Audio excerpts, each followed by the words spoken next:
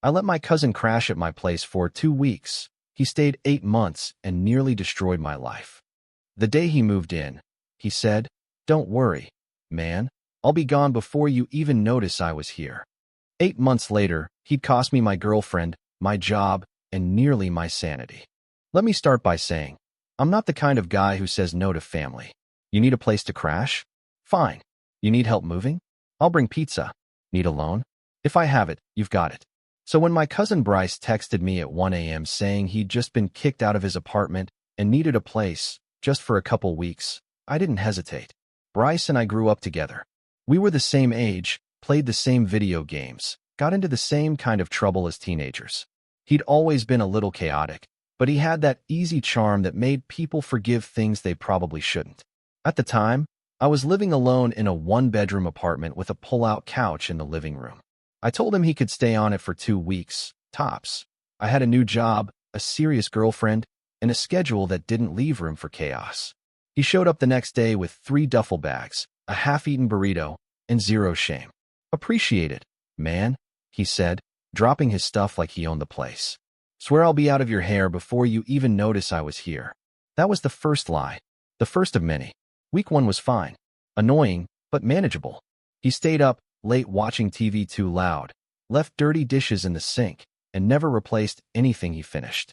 But I chalked it up to adjustment. People need time to get settled, right? By week 2, I started to notice things, like how he never left the apartment during the day, or how he suddenly had friends dropping by at random hours, people I didn't know, who treated my place like a frat house, or how my groceries started disappearing twice as fast, but my bank account didn't. Still, I didn't say anything. Not yet, because I figured he was just in a rough patch. Then came week 3. I got home from work one night to find my girlfriend sitting outside my building, arms crossed, fuming. "Your cousin told me you were out with someone else." What? Apparently, while she was waiting for me inside, Bryce decided to play host and joke that I was probably with that girl from accounting. "Just a joke," he said. "Harmless." It was not harmless. That night turned into a fight, which turned into a cooling-off period. And Bryce? Dude, I was just messing around. You seriously need to chill. I told him he needed to start looking for another place, that he had until the end of the month. He laughed. "End of the month? That's like for days. Come on, man. Be real." And just like that, I realized he'd never planned to leave in the first place. I started setting boundaries. No more guests. No more freeloading off my food. No more jokes at my expense. He nodded, then ignored every single one. At this point, he'd been at my place for over 6 weeks, and somehow had done zero job hunting, zero planning, zero adulting of any kind. Worse, he was now using my streaming accounts, my Uber Eats, and my name to get deliveries. I found out when my credit card flagged an order for $85 worth of tacos at 2:30 in the morning. It wasn't even good taco night. I confronted him. He said, "I figured you wouldn't mind. You make more than me. Anyway." I wanted to scream. Instead, I told him he had exactly 1 week to get out. No discussion. He nodded, said he got it, even promised to start packing.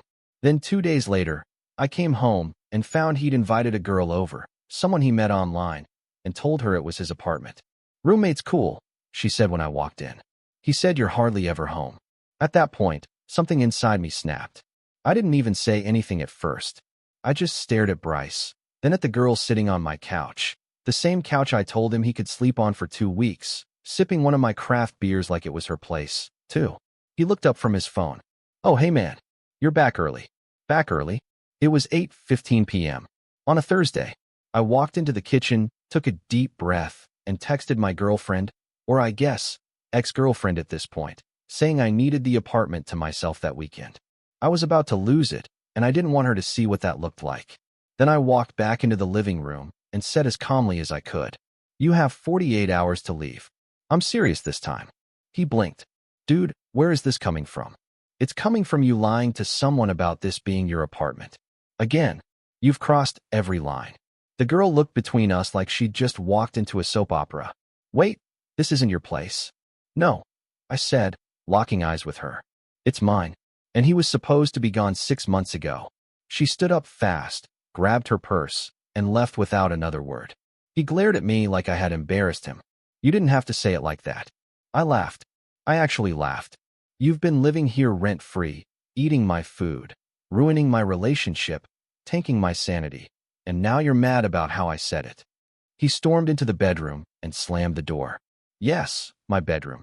Because over the last few months, he had somehow upgraded himself to sleeping in my bed during the day while I was at work, claiming the couch hurt his back. At this point, I was done being the nice guy. I started taking inventory of everything he'd touched, what was missing, what had been replaced, what I now hated just by association. The bathroom looked like a frat house. The kitchen smelled like something had died in the fridge. My couch had permanent indentations from his body. And that weekend, he didn't leave. He went out Friday night, came back at 3 a.m., and left pizza boxes all over the counter. Saturday, he slept until 5 p.m. Sunday. He brought another random friend over to watch the game. I told him again, "You're out Monday. Don't make me escalate this." He just said, Yeah, got it." Monday came. He was still there. No bags packed. No job lined up. No effort made. I snapped. I started putting his stuff in garbage bags. Not trashing it, just packing it. Every shirt, every sock, every random charger he'd left tangled under the couch. He walked in and freaked out. "What are you doing?" "Packing." "You're leaving. You can't just kick me out like this." "I absolutely can. And I should have months ago." He tried to guilt trip me. Told me he had nowhere to go. That I was abandoning family. That this is why mom never liked you. That last one made me stop. "What did you just say?" He shrugged, defiant. "She always said you were self-centered." Guess she was right. I dropped the bag I was holding and stared at him. "Get out." That night, I changed the locks. Texted him that his stuff was boxed and waiting in the building lobby, and that if he showed up again without a moving truck, I'd call the cops. I expected him to fight back, but instead, he ghosted. No apology, no goodbye, just silence. I thought it was over. But a week later, I got a call from my manager at work. "Hey, everything okay at home?" Turns out, someone had emailed HR with screenshots of my social media, mostly harmless stuff, but taken wildly out of context to make me look bad. A concerned anonymous source claimed I was unstable and unprofessional. Guess who? At first, I didn't even want to believe it was him. I mean, who does that? Who gets kicked out of someone's apartment after 8 months of freeloading and then tries to get them fired out of spite? But it didn't take long to connect the dots. The email to HR had come from a burner Gmail account, but the phrasing, the tone, the screenshots he chose, it was Bryce all over. One of them was a photo I'd posted over a year ago of me holding a beer on vacation, used to suggest I had a pattern of reckless behavior. Another was from a group dinner, cropped to make it look like I was socializing inappropriately with colleagues. It was laughable and infuriating. Thankfully, my manager saw right through it. We had a good relationship, and I'd always kept things professional. But the fact that this even made it to a meeting, that I had to sit in a room and explain my personal life because my cousin couldn't handle being told no, pushed me over the edge. He was still trying to live in my space. Just now, rent-free and remotely. That night, I sat down and wrote a list. Everything he'd cost me. 8 months of peace. A serious relationship. 2 major client deadlines I missed while cleaning up his chaos. The trust of neighbors who stopped talking to me because of his 2 a.m. music. Hundreds, possibly thousands, of dollars in food, utilities, repairs. And now, my reputation at work. I was done playing nice. So I made my own call. Remember the girl he told my girlfriend about? The one he joked I was cheating with? Well, funny enough, she and I were still on good terms. We never dated, but we had stayed friendly. So I reached out and asked if she'd ever met Bryce. She said, unfortunately, yes. Turns out, after blowing up my relationship, he had messaged her multiple times, tried to check in, said I wasn't treating her right, that he was there if she ever needed to talk. You get the idea. She sent me screenshots. Some of them were straight up gross. That was the last piece of the puzzle. This wasn't a misunderstanding. This wasn't about hardship or being down on his luck. Bryce had used me, my home, my life, my name, like a temporary costume. And when I made him take it off, he tried to burn it. So I built a folder. I gathered screenshots from texts, messages, emails. I pulled the fake HR complaint, the credit card alerts, the text from the girl he hit on. I even got a copy of the apartment security footage from the day I boxed his stuff up, just in case. Then I sent it to his mom. Now, before you say petty, hear me out. This woman had always defended Bryce like he was a misunderstood genius. Every time he screwed up growing up, it was, he's just creative, or he's figuring it out, or my personal favorite, he doesn't think like the rest of us. Well, I figured it was time she saw exactly what that looked like. Within an hour, she called me. I had no idea. She apologized. Genuinely. Said she'd talked to him. Said she didn't raise him to be this way. I said, maybe you didn't. But you definitely didn't stop it either. She didn't argue. A few hours later, Bryce texted me. Did you really send that to my mom? No apology. No ownership. No remorse. Just that. I didn't respond. So he tried again. You know you've always been kind of a control freak, right? That one made me laugh out loud. I blocked him. And for the first time in months, I slept through the night. I didn't hear from Bryce again. No calls. No emails. No surprise visits. Just silence. And it was glorious. For the first time in almost a year, my apartment felt like mine again. Quiet. Clean. Calm. I could leave something in the fridge and know it would be there when I got home. I could walk into my own living room without tripping over someone else's laundry. It was the kind of peace you don't realize you've lost until you finally get it back. My girlfriend, or ex, I guess, and I didn't get back together. We talked once, cleared the air, and parted on decent terms. I didn't blame her. Living with someone like Bryce was like dragging a live grenade into your relationship and hoping it didn't roll under the couch. But that wasn't the only thing I had to rebuild. My reputation at work needed time to recover.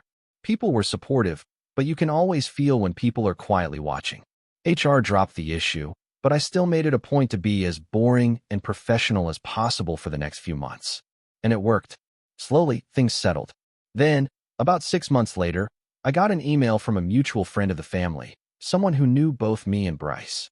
Subject line, thought you'd want to see this. It was a screenshot of a GoFundMe. Bryce had launched a campaign asking for $5,000 to get back on his feet after being kicked out unfairly by a toxic family member who resented his success and independence. Success? Independence? The man who lived off my groceries, tanked my relationship, and almost got me fired was now playing the victim online for donations. I didn't even know what to do with that level of delusion. But here's the kicker. People were donating. Not a lot, but enough. $20 here, $10 there. Strangers, probably guilt by his sob story, thinking they were helping some poor guy betrayed by a bitter relative. I closed the tab. Let it go. Because here's the truth. Some people never change. They rewrite the narrative. They play the victim. They hop from couch to couch, drama to drama, until they find someone else to drag down with them. But me? I got my life back. I started dating again, slowly. I reconnected with friends I'd distanced myself from while Bryce was around. I hosted people at my place without fear of who might wander out of the bathroom half-dressed. And every once in a while, I'd get a text from someone in the family asking what really happened. I'd tell them the truth, short, calm, no drama. I let him stay for 2 weeks. He stayed for 8 months. And when I finally told him to leave, he tried to ruin my life. Simple. Because the truth doesn't need exaggeration. It just needs space to breathe. And now, I have plenty of that.